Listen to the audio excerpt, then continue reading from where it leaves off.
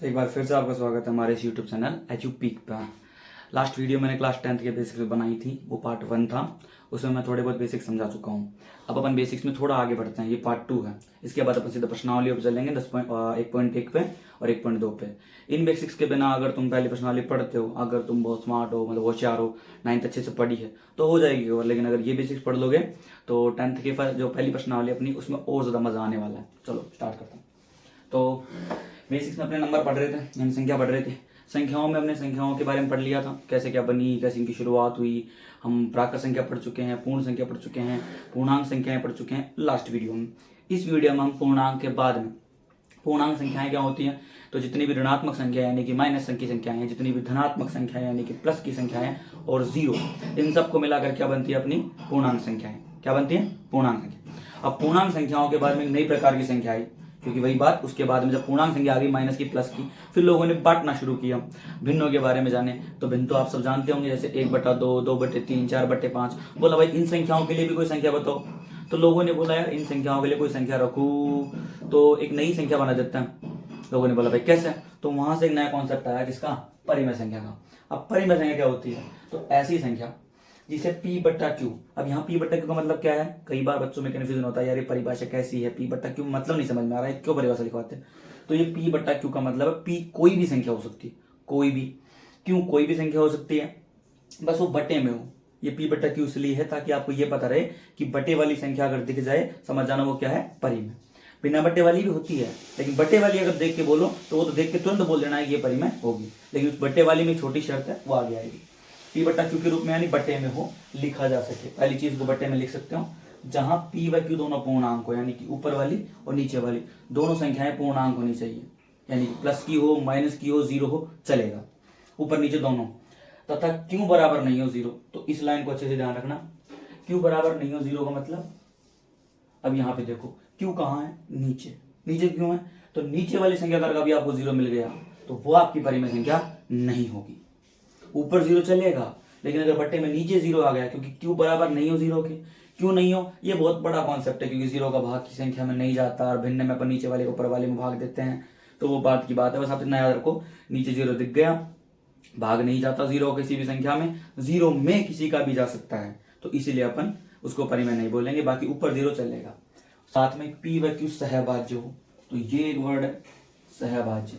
ये आपके 1.1 का जब आप सवाल करोगे तो उसमें हेल्प करेगा ये वर्ड कि भाई सहभाज्य क्या होता है। इस शब्द को समझ गए ना, तो 1.1 का जो पहला सवाल, 1.2 का जो दूसरा पहला सवाल है ना, सिद्ध करने वाला, अपनी बुक्स देखना उसके अंदर, तो उस सवाल में आपको जो टीचर पढ़ाएंगे वो एक लाइन लिखवाएंगे, ठीक है। एक प्रूव वाला सवाल होता है सिद्ध करने का। सिद्ध करने के सवाल में एक लाइन लिखवाते हैं लास्ट में कि हमने कुछ गलत मान लिया, या उसमें बहुत सारी चीजें लिखवाई जाती है। मैं भी करवाऊंगा जब आपको सवाल उसमें बताऊंगा, लेकिन उनका रीजन नहीं पता चलेगा। तो वो रीजन यही होता है सहभाज्य, कि आप कैसे सिद्ध करोगे इसकी सहायता से।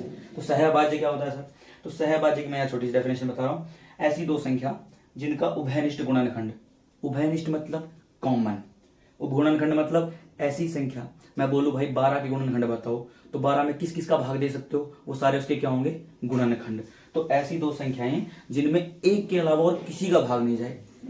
उभयनिष्ठ का मतलब दोनों संख्याओं में कॉमन हो, गुणनखंड का मतलब उसका भाग जाता हो, लेकिन दोनों एक। जैसे 12 और 13, 12 में आप देखो तो 1 का जाएगा, 2 का जाएगा, 3 का जाएगा, 4 का जाएगा, 6 का जाएगा, 12 का जाएगा। 13 में 1 का और 13 का जाएगा। तो बताओ दोनों में कौन सी ऐसी संख्या है जिसका भाग दोनों में जा रहा हो? एक। एक के अलावा ऐसी कोई संख्या नहीं जिसका भाग 12 में भी चल जाए और 13 में भी। तो 12 और 13 दोनों क्या हो गए? सहभाज्य। भाई परिमेय संख्या में क्या रोल है तो बताता हूँ। आपको लिख के दे कि 12/14 क्या ये परिमेय है? आप बोलोगे है, क्योंकि शर्त क्या थी कि P/Q के रूप में हो, P/Q के रूप में है। Q बराबर जीरो नहीं हो, Q बराबर जीरो नहीं। दोनों पूर्णांक हो, दोनों पूर्णांक भी है, दोनों सहभाज्य हो, तो ये दोनों देखो सहभाज्य है। तो सहभाज्य का मतलब जब आपको परिमेय संख्या के रूप में मिले दोनों संख्या, एक बार चेक कर लो क्या वो दोनों को बिल्कुल छोटे से छोटे रूप में लिख रखा है काट के। इससे सरलतम रूप में और लिख सकते हो। देखा सर नहीं, 12 और 14 तो और कर सकते हैं। 2 से इसको काटा 6 बार, 2 से इसको काटा 7 बार, 6/7। क्यों? 12 और 14 में जो कॉमन कितने आ रहे हैं? 1 का भाग दोनों में चला जाएगा, 2 का भाग दोनों में चला जाएगा, तो इसमें तो कॉमन आ गए 2, और गुणनखंड कितने होना चाहिए? 1। तो होने को तो परिमेय संख्या है, पर इसको ऐसे नहीं लिख सकते, अपन को ऐसे लिखना पड़ेगा काट पीट के। अब 6/7 एक अच्छी परिमेय संख्या है। कैसे? देखो पूर्णांक पूर्णांक बटे में है, नीचे जीरो भी नहीं है, 6 और 7 सहभाज्य पे, दोनों में एक के अलावा कोई कॉमन गुणनखंड नहीं है। तो इसलिए 6/7 परिमेय संख्या होगी। समझ में आया? कुछ एग्जाम्पल समझ लेते हैं अपन। जैसे 2, अब अपन ने एक परिभाषा पढ़ी अभी परिमेय संख्या की। क्या पढ़ी?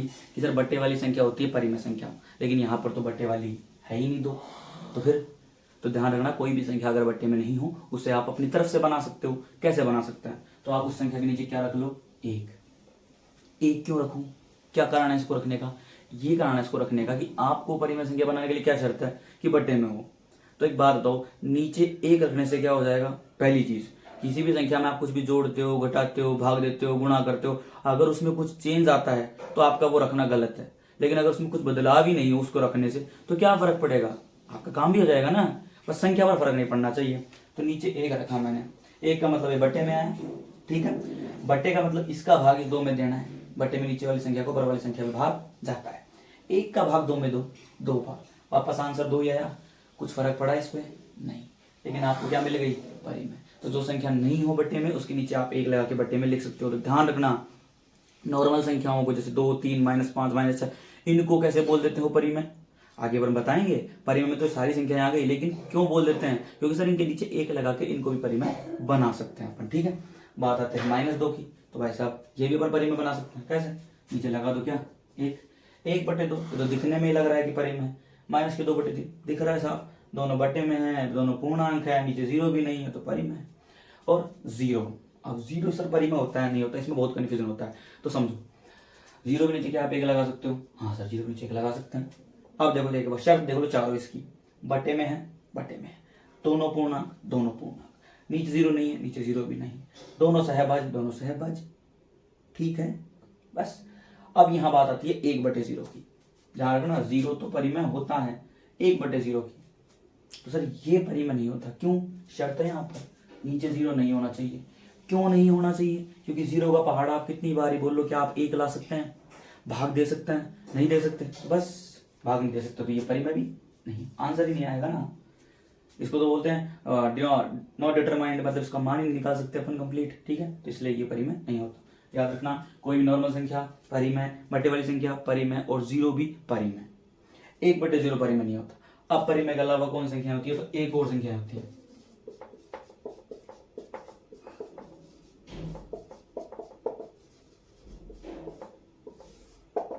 अपरिमेय संख्या। अब अपरिमेय संख्या क्या होती है? तो परिभाषा तो देखो भाई, बात कुछ बनी तो है नहीं, और ना मुझे इतना कुछ याद। मैं तो सीधी सी आपको एक बात बताता हूँ, दुनिया में 3 प्रकार की संख्याएं हैं जिनको आपको अपरिमेय बोलना है। आपको इतना ही ध्यान रखना है। कितने प्रकार की? 3 प्रकार की। वो तीनों प्रकार बता दो सर। पहला पाई, साइंस में पढ़ा होगा, विज्ञान में पाई, जिसका मान 22/7, गणित में पढ़ा होगा 22/7 3.64। तो पाई जो होता है ना, केवल पाई, अगर कोई बोले 22/7 तो 22/7 क्या है? परिमेय संख्या है। लेकिन पाई क्या है? अपरिमेय संख्या है, ठीक है।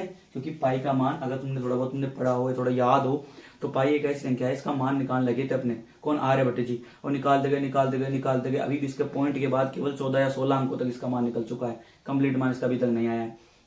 तो वैज्ञानिकों ने सोचा, काम करने वाले अपने गणितज्ञ जो थे, कि यार पाई का मान तो आया नहीं, तो अपन निकालेंगे कैसे मान? तो उन्होंने सोचा यार कुछ तो ऐसा किया जाए कि इसका मान तो कम से कम निकल जाए। तो उन्होंने पाई की लगभग वैल्यू वाला कुछ किया। तो उन्होंने रखा 22/7। 7 का भाग जब 22 में देते हो तो इसका मान लगभग पाई के मान के बराबर आता है, इसलिए 22/7 को यूज कर लिया। लेकिन ये अपरिमेय नहीं है, लेकिन पाई अपरिमेय है, क्योंकि इसका मान डिफाइनेट नहीं है। अब क्यों डिफाइनेट नहीं है? क्योंकि ये क्या होता है, पाई के मान जो आता है पॉइंट के बाद में, वो पॉइंट के बाद इतना मान 16 तक है, लेकिन एक बार उसमें रिपीटेंस नहीं हुआ। तो ये भी समझ में आया होगा। तो पाई एक रूट में ऐसी संख्या जो किसी का स्क्वायर नहीं हो, जैसे √2 किसी का स्क्वायर होता है? नहीं, तो ये क्या है? अपरिमेय। √3 किसी का स्क्वायर होता है? किसी का वर्ग होता है? नहीं, तो ये भी रूट अपरिमेय संख्या हो गई। आपको कोई बोले √9, तो ये अपरिमेय संख्या नहीं होगी। क्यों नहीं होगी? 9 तो 3 का वर्ग होता है ना। तो रूट क्या है कि स्क्वायर वाली संख्या से, यानी स्क्वायर जो है वो रूट को हटा देता है। कैसे हटा देता है वो बाद की बात है। स्क्वायर वाली संख्या अगर रूट में आ गई तो स्क्वायर से रूट हट जाता है, वो संख्या बाहर आ जाती है, फिर तो वो नॉर्मल बन गई। नीचे 1 लगा दो, बन गई वो तो परिमेय। ध्यान रखना, ऐसी संख्या जो किसी का स्क्वायर नहीं हो, रूट में हो, वो भी क्या होती है? अपरिमेय। इनको तो अपन सिद्ध करना भी सीखेंगे 1.2 में। इसी प्रकार की संख्या कौन सी? पॉइंट में ऐसी संख्या जो रिपीट ना हो। जैसे यहाँ पे देखो 0.1 1246875 0.12468754 चल रही है, और डैश डैश डैश, यानी ऐसे ही आगे भी चलती रह रही है। क्या यहाँ कोई दिख रहा है कि कोई फिक्स पैटर्न बन रहा हो या कोई चीज बार बार बार बार आ रही है? नहीं सर, कभी 1, कभी 2, कभी 4, कभी 6, कभी 8, कभी 7, कभी 8, कभी 4। अब 4 भी आया तो पता नहीं कभी अभी तीसरे नंबर पे आ गया, फिर कौन से नंबर पे आया, फिर कौन से नंबर पे, रिपीट नहीं हो रहा।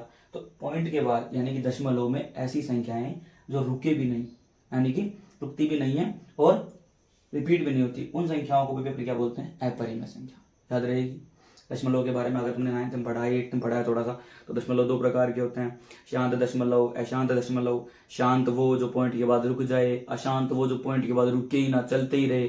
फिर अशांत भी 2 प्रकार के होते हैं, एक तो आवर्ती, एक अनावर्ती। आवर्ती में क्या आता है कि पॉइंट के बाद रुकते भी नहीं है, रिपीट भी होते हैं। जैसे आपसे कोई बोले 0.444, तो ये तो क्या हो रहा है? अशांत आवर्ती। ये क्या है? अशांत अनावर्ती। क्योंकि अशांत यानी रुकता तो नहीं है, लेकिन आवर्ती एक एक चीज बार बार बार बार आ रही है, 4 4 4 4 4। अशांत अनावर्ती रुकता भी नहीं है और एक ही चीज बार बार भी नहीं आ रही, तो इसलिए ये तो क्या होती है? अपरिमेय। लेकिन ये क्या होती है? परिमेय। याद रखना, रुके नहीं लेकिन रिपीट भी ना हो तो क्या होगा? अपरिमेय। तो ये 3 प्रकार की संख्या क्या होती है? अपरिमेय। बस आपको तीनों याद रखनी है, परिमेय, अपरिमेय, और आपने 5 संख्या और पढ़ ली। और अब इन सबको मिलाकर, बाकी सब संख्याओं मिलाकर, क्योंकि इन सब पूरी संख्या आ गई, इन सबको मिलाकर क्या बोलते हैं? वास्तविक संख्या, जो आपकी प्रश्नावली 1। प्रश्नावली 1 का नाम क्या है? वास्तविक संख्या। तो एक छोटा सा पैटर्न या एक छोटा सा मतलब क्या बताऊं आपको, मैं ग्राफ बना के मैं आपको समझाता हूँ कि सारी संख्याएं कैसे क्या होती है। आ जाओ। तो अपन ने संख्याओं के बारे में समझ लिया, अब एक छोटा सा ग्राफ बना के अपन समझ लेते हैं कि सारी संख्याएं कैसे क्या सेटल होती हैं। इससे आपको कंफर्म हो जाएगा, क्योंकि कई बार ऐसे क्वेश्चंस बन जाते हैं कि क्या ये संख्या पूर्ण है, क्या ये पूर्णांक है, क्या सारी पूर्णांक होती है, क्या पूर्णांक पूर्ण होती है, मतलब बनते हैं। समझो आराम से। तो स्टार्टिंग करते हैं। पहले अपन ने कौन सी संख्या बनाई? तो सबसे पहले हमारे पास संख्या आई थी प्राकृत। प्राकृत में क्या होता है? 1 2 3 और ऐसे करके कहां तक? इन्फिनिटी तक। कहां तक? अनंत तक। तो 1 से लेके अनंत तक की सारी संख्याओं क्या बोलते हैं? प्राकृत। तो ये प्राकृत का गोला है। अब प्राकृत से ही क्या आई बाद में? पूर्ण। तो पूर्ण में क्या आया? सर ये 1 2 3 से लेके अनंत तक, ये तो प्राकृत में भी थी, इसमें क्या नया? इसमें आया 0। तो इसका मतलब सारी की सारी प्राकृत इसमें भी आ गई पूर्ण में। पूरी की पूरी प्राकृत ऐसे कैसे पूर्ण में आ गई? बस क्या नया आ गया? 0। तो यानी कि जो पूर्ण वाला गोला है 0 से लेकर अनंत तक, उसके अंदर तो प्राकृत वाले भी आ गए, तो इसलिए पूर्ण के अंदर कौन आ गई? प्राकृत। अब जब पूर्ण बनी, पूर्ण के बाद कौन आई? पूर्णांक। तो पूर्णांक में देखो सर, प्लस की भी पूरी 1 से लेकर अनंत तक 0 और माइनस की भी पूरी। तो प्लस की पूरी और 0 ये सारी तो पूर्ण थी। तो यानी कि ये जो पूर्ण संख्याएं हैं, ये पूर्ण संख्या किस में आ गई? पूर्णांक में आ गई। यानी कि प्राकृत वो सारी की सारी पूर्ण में, पूर्ण वो सारी की सारी पूर्णांक में। अब पूर्णांक में कौन नया आया? कि माइनस वाली नहीं आ गई, बाकी तो थी तो वही पूर्ण वाली पहले से ही। अब जो पूर्णांक की थी, माइनस की, प्लस की, 0 की, इन सबको मिला के, यानी कि 0 ये रही, माइनस की ये रही, प्लस माइनस की भी हो गई, ये लो 2 भी ले लो, यानी सारी प्लस की, पूरी माइनस की, 0 और बट्टे वाली, और इन सबको मिलाकर क्या बनेगी? अपनी परिमेय। यानी कि ये सारी की सारी किसमें आ गई? परिमेय में। बड़ा बड़ा गोला परिमेय का बनेगा। परिमेय से अलग कौन थी? अपरिमेय। अपरिमेय में 3 बच गई। कौन? एक तो पाई वाली, एक रूट वाली ऐसी संख्या जिसको जो किसी का वर्ग नहीं हो जिसके अंदर, और एक ऐसी पॉइंट वाली संख्या जिसमें क्या हो कि रिपीट भी ना हो और रुके भी ना। ठीक है। और परिमेय और अपरिमेय इन सब को मिलाकर क्या बनती है? अपनी वास्तविक। ठीक है, समझ में आया? कुल मिला के दुनिया में कोई ऐसी संख्या ही नहीं है जो ये बोले कि भाई साहब ये वास्तविक नहीं है। दुनिया में हर एक संख्या जो एग्जिस्ट करती है, जो है दुनिया में, वो क्या होगी? वास्तविक। आप जब 11th में जाओ, क्योंकि कुछ लोग ऐसे होंगे, आप कहीं टीचर से पढ़ोगे तो ऐसे बताएंगे नहीं यार एक और संख्या होती है वास्तविक के अलावा, काल्पनिक संख्याएं, आयोटा के बारे में, पर वो अभी आपकी काम की चीज है नहीं। 11th में अगर तुम साइंस मैथ लेते हो तो तुम्हारे चैप्टर वो आएगा आयोटा वाला, उसमें तुमको समझ में आएगा हाँ एक संख्या होती है, उसे हम काल्पनिक संख्या कहते हैं, उसका नाम आयोटा है। तो फिलहाल अपने को समझना है कि भाई जो भी संख्या है, लेकिन वो काल्पनिक है, होती नहीं, हो सकती है, उसके बारे में ये कह सकते हैं अपन। ठीक है, कल्पना की है केवल वैज्ञानिकों ने, गणितज्ञों ने, कि हाँ ऐसा भी कुछ हो सकता है, और उससे सवाल भी बना दिए उन्होंने, मतलब पूरा चैप्टर है, आराम से तो आराम सोल्व करोगे तुम 11th में। जब इसमें 1 2 चीजें और आपको सीखनी है। एक तो एचसीएफ एलसीएम के बारे में, अगर आप में से कई बच्चे जानते होंगे जो छोटी क्लासों में अच्छे से पढ़ाई की है, पर कई ऐसे भी है जिनको पता ही नहीं कैसे क्या करना है एचसीएफ एलसीएम के बारे में। और एक छोटा सा रूल पढ़ना है आपको, और प्रूव करने वाले सवाल है, सिद्ध करने वाले सवाल है 1.2 में, तो वो तो मैं तुमको सवाल के साथ ही करवा दूंगा, क्योंकि 2-3 सवाल तुम्हारे आराम से, एक तुमको समझाना पड़ेगा, उससे तुम कोई सा सवाल कर सकते हो आराम से, बस तुम समझना आराम से। तो ऐसे वैसे समझने से पहले थोड़े अपन पीछे बेसिक्स में जाते हैं। ऐसे वैसे हमको थोड़ा बेसिक होता है, वो समझो क्या होता है। तो सबसे पहले ऐसे वैसे होते क्या है, तुम हिंदी मीडियम के हो तो तुम्हारे लिए तो मैथ्स है, SCF, लेस है, एलसीएम। इंग्लिश मीडियम के हो तो SCF यानी SCF और एलसीएम यानी एलसीएम, ठीक है। अब बात आती है कि sir Hindi medium English medium का मतलब क्यों, क्योंकि कई बार हिंदी मीडियम बच्चे कई ऐसे इसमें ऐसे भी होंगे जो बिल्कुल गाँव से होंगे, तो उनके लिए क्या है कि सर SCF एलसीएम, हमने तो लेस है मैथ्स से पढ़ा है, और वाकई में गाँव में लेस है मैथ्स से चलता है, मैं खुद उस क्लास में पढ़ा हूँ, मतलब वैसे ही माहौल में पढ़ा हूँ तो मुझे पता है। तो मैथ्स और लेस क्या होता है, तो पहली चीज तो जब भी आपका SCF का मान है, चाहे आपको 2 नंबर दे, चाहे आपको 3 संख्या दे, चाहे वो 5 संख्या दे, SCF का मान हमेशा क्या आएगा, छोटा। एलसीएम का मान हमेशा क्या आएगा, बड़ा। जो भी आपको संख्या देगा उनसे बड़ा ही आएगा एलसीएम का मान, जो भी आपको मान संख्या देगा उनसे छोटा ही आएगा आपका SCF का मान। याद रखना इस बात को, पहली चीज। दूसरी चीज, क्या चीज सिखाना चाहते हो आप, तो पहले तो आपको कुछ ऐसे वैसे की ट्रिक्स बताता हूँ सीधी, कि आप तुरंत निकाल सकते हो। अगर समझ 6, 7, 8 की अगर तुम क्लास में पढ़ते हो और तुमको अगर वहां पर अगर भिन्नों के जोड़ बाकी करने हैं और फटाफट तुमको एलसीएम निकालना पड़ता है नीचे वाले हरों का, तो तुमको टाइम लगता है, तो कुछ ट्रिक्स हैं जिसमें फटाफट निकाल सकते हो। जैसे मान लो पहली ट्रिक, कभी भी ऐसी 2 संख्याएं मिल जाए, और 2 संख्याओं की ट्रिक है ये, ऐसी 2 संख्याएं मिल जाए कि पहली संख्या का भाग दूसरी संख्या में जा रहा हो, या दूसरी का भाग पहली में जा रहा हो, किसी भी एक का भाग दूसरे में चले जाए, ये पहाड़े में आती हो। 8 के पहाड़े में 32 आते हैं, 8 के 8, 8 2 16, 8 3 24, 8 चौक 32। तो अगर पहाड़े में आने वाली दोनों संख्याएं, या दोनों संख्याएं एक पहाड़े में आती है, एक मतलब कैसे, एक दूसरे में से किसी के पहाड़े में आनी चाहिए, ये नहीं 4 और 6 का तुमने 4 लिख दिया, नहीं, असल में एक दूसरे के पहाड़े में, 4 के पहाड़े में 8 आते हैं, तो वैसे चलना चाहिए। तो 8 के पहाड़े में 32 आता है। तो जब भी ऐसा कुछ हो कि इसके भाग पहाड़े में ये आ रहा है, तो हमेशा SCF छोटी संख्या को लिख दो और LCM बड़ी संख्या को लिख दो। पहली ट्रिक हो गई। दूसरी ट्रिक, सर अगर ऐसी 2 संख्याएं कि एक दूसरे के पहाड़े में नहीं आती हो, 7 के पहाड़े में 11 नहीं आते, 11 के पहाड़े में 7 नहीं आते, तो ट्रिक नंबर 2, ये छोटी संख्याओं के लिए ही है, कि मान लो दोनों चेक करो पहले, दोनों संख्याएं अगर अभाज्य है, अभाज्य मतलब अभाज्य संख्या क्या होती है, ऐसी संख्या इसके अंदर एक का और खुद का भाग जाए और किसी का भाग नहीं जाए दुनिया में।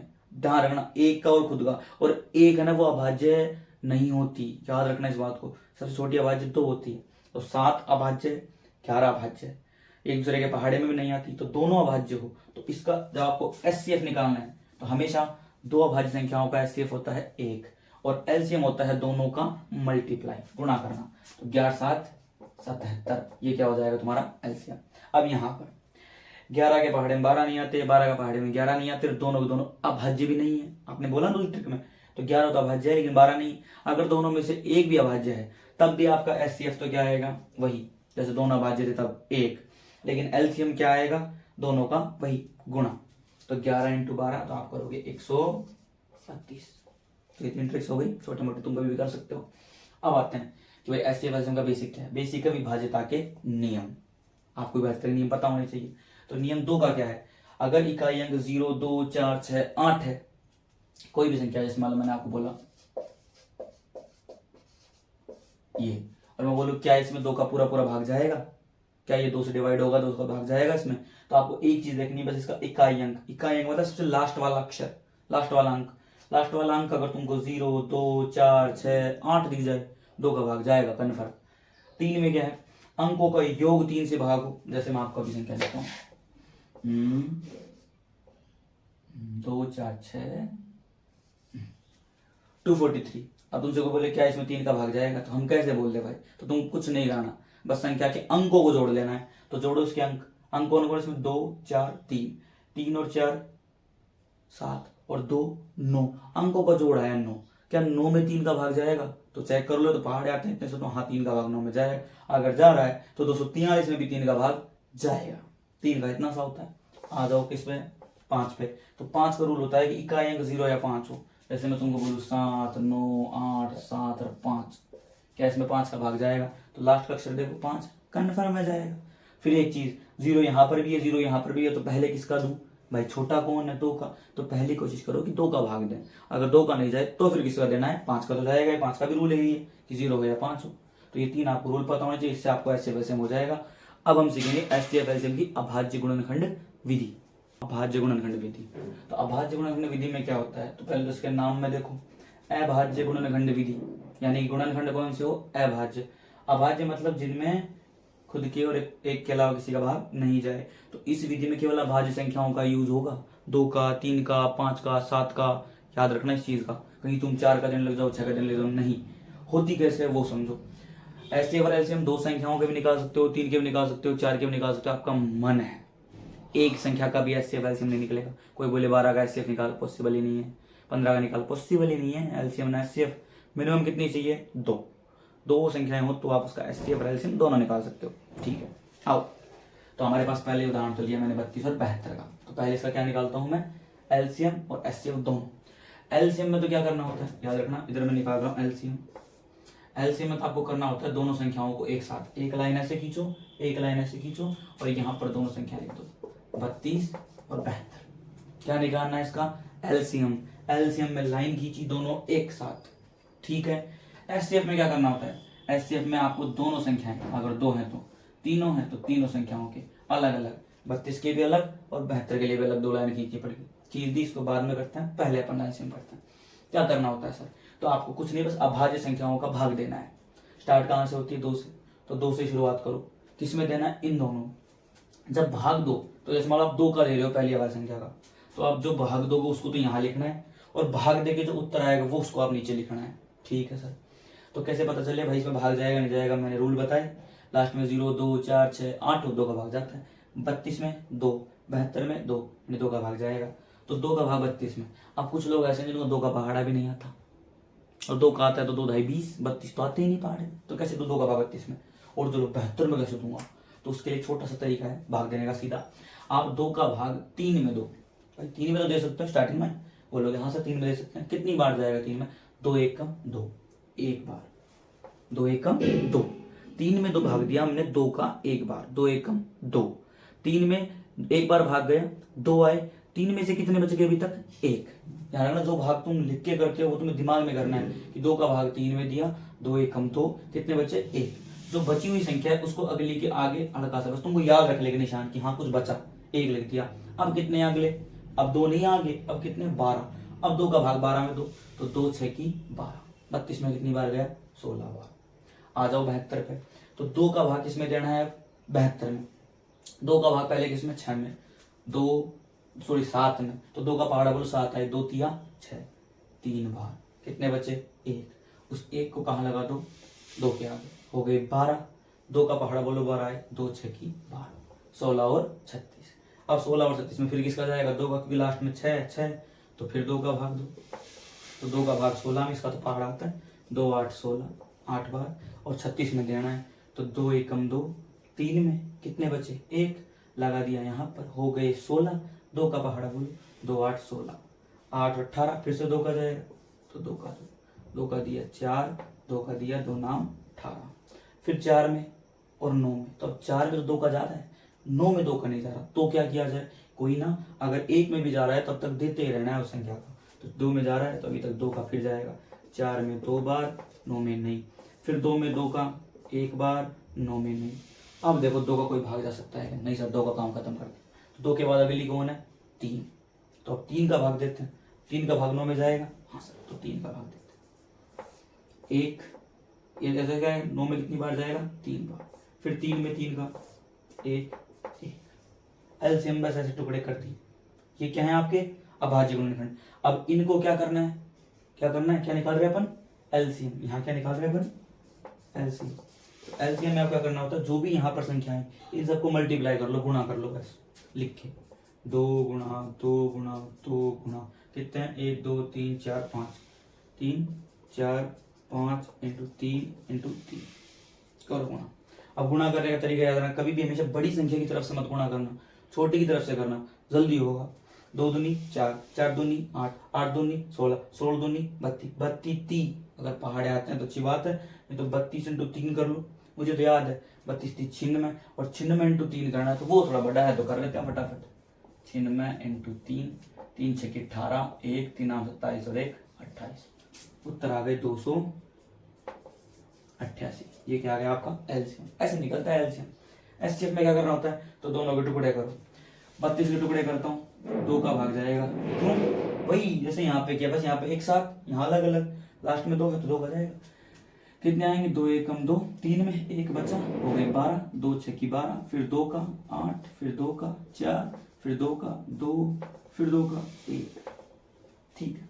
72 की करता हूँ, लास्ट में 2 है, तो 7 में दिया, 2 तिया 6, 1 2 6 की 12, फिर 2 का 18, फिर 2 का 9, अब 3 का जाएगा 9 में 3 बार और 3 का जाएगा 1। चलो इसमें 72 के 32 के टुकड़े कर लिए। अब क्या टुकड़े करने के बाद एस में थोड़ा तरीका अलग होता है, तो दोनों जिनके टुकड़े किए उनको लिखो एक बार, 32 और 72 ये लिख दिए। तो अब 32 के सामने तो लिखो इसके टुकड़े कौन कौन है, 5 बार 2, तो 2 को 5 बार मल्टीप्लाई करके लिख दो। और 72 के सामने इसके टुकड़े 3 बार तो 2 और 2 बार 3। ऐसे इसमें आपको बस इतना सा करना है, लिख दिए। अब बस एक छोटी चीज चेक करो, क्या सर 32 के टुकड़े और 72 के टुकड़ों में कौन कौन सी संख्या दोनों में आ रही है, उनके जोड़े बना लो 2 2 के। एक तो ये रही 2 2, एक ये बन रही। ध्यान रखना जोड़े जरूरी नहीं ऊपर नीचे के बने, जस्ट ऊपर जस्ट नीचे के नहीं, दोनों में मिल जाए, चाहे 3 यहाँ हो यहाँ हो तो भी जोड़ा बनेगा, 2 यहाँ और 2 वहां हो तो भी जोड़ा बनेगा, दोनों में हो तुम सबके जोड़े बनेंगे। तो बस यही है। इसके अलावा देखो 2 दोनों में है और 2 दोनों में 2 नहीं है 3 नहीं है तो जोड़े नहीं बने। जो जोड़े बने उनमें से एक एक उठा लो, तो इसमें से 2 ले लिया जोड़े में से, इस जोड़े में से एक एक जोड़ 2 ले लिया और अब दोनों को गुणा कर लो, 2 दूनी 4। ये क्या आ गया आपका ऐसे। ऐसे एलसीएम निकालते हैं, ऐसे एलसीएम निकालते हैं। रही बात इन तीनों की, तो इन तीनों में भी यही होगा, 12 15 21 तीनों के एक साथ टुकड़े करने, टुकड़े कर दे, उसके बाद नीचे इनका गुणा कर देना है, वो तो क्या होगा आपका एलसीएम। और इनका एचसीएफ निकालना है, तो देखो 12 के तो अलग टुकड़े करने, 15 के अलग टुकड़े करने और 21 के अलग टुकड़े करने। और जो टुकड़े आए तो 12 15 और 21 तीनों के सामने रखो, तीनों में जो कॉमन आए ध्यान रखना तीनों का जोड़ा बनेगा, और जोड़ा बना के उसको गुणा करके उसका क्या आ जाएगा आपका एचसीएफ। ऐसे आप एलसीएम निकाल सकते हो। तो ये था अपनी क्लास 10th के कक्षा जो 10 है उसकी चैप्टर 1 यानी पहली प्रश्नावली का क्या बेसिक्स। इसके बाद में अपन करते हैं अपनी प्रश्नावली का 1.1, उसकी वीडियो आपको जल्दी ही मिलेगी। बेसिक्स अच्छे से तैयार करो। देखो अभी 1 अप्रैल से तुम्हारा सेशन स्टार्ट है, तो ये वीडियो तुमको 1 अप्रैल मतलब आज 31 है तो मैं 1 अप्रैल को इसको पोस्ट करूंगा, तो 1 अप्रैल को तुमको देखने को मिल जाएगी। और अगर इस वीडियो में या तुमको कक्षा 10 में किसी भी चैप्टर जो बहुत ज़्यादा हार्ड लगता हो तो उसका मुझे कमेंट में बताना कौन सा चैप्टर। बेस्ट ऑफ लक तुम्हारे 10th के लिए। अब मिलता हूँ तुम्हें मैं कक्षा 10 की प्रश्नावली 1.1 में, और बस सवाल सॉल्व करते हैं उसके अंदर, मज़ा आएगा। तो और हाँ लाइक सब्सक्राइब करना मत भूलना, ठीक है। मन करे तो भाई, जबरदस्ती तो है नहीं, तुमको अच्छा लग रहा है तो लाइक और सब्सक्राइब करो, शेयर करना अपने दोस्तों को, और पढ़ते हैं साथ में, चलते हैं।